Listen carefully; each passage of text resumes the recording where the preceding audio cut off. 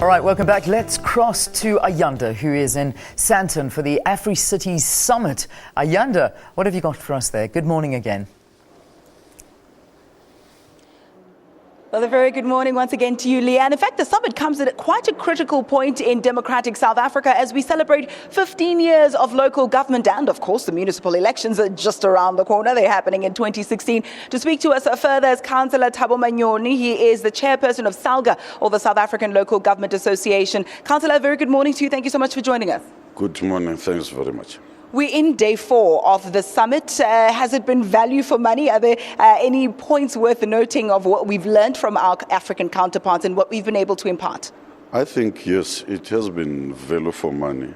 Although it is still work in progress, we really were sharing experiences as countries, as cities, about sustainable development, about financing of infrastructure in our municipalities, about linkages with rural areas, about local economic development, also going beyond, talking about ocean economies, talking about good governance.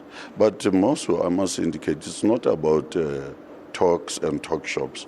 It is more about looking into ways of making sure that Vision 2063 of the African Union, which is shaping Africa with Africans and making sure that we build the Africa that we want, actually starts with us. In other words, starting from the bottom with people and then going up. So we've been looking into ways of how are we going to practicalize those objectives of the AU, the 9 principles of sustainable development in the African continent.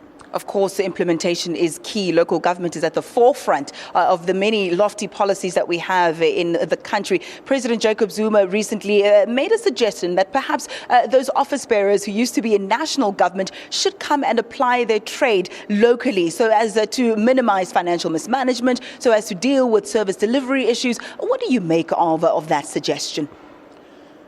For me, yes, it's a good thing. We really need committed people. It doesn't matter actually where they come from.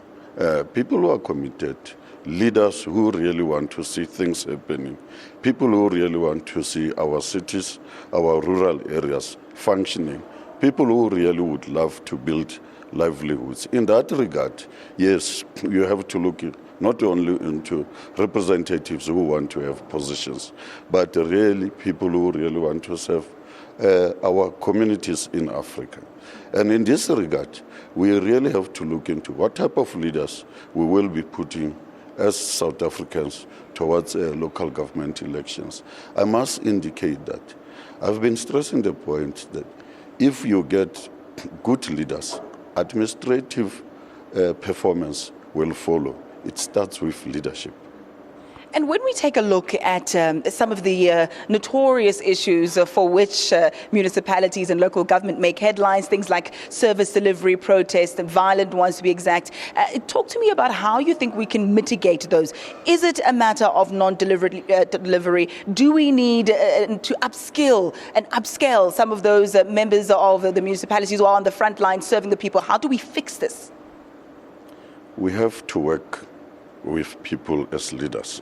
As long as you think you have solutions, sometimes your solutions and policy measures might not necessarily be the right solutions for perceived problems. The thing is, we need to all understand that building communities is not only about elected individuals. It's about all of us coming together to say, what type of cities do we want?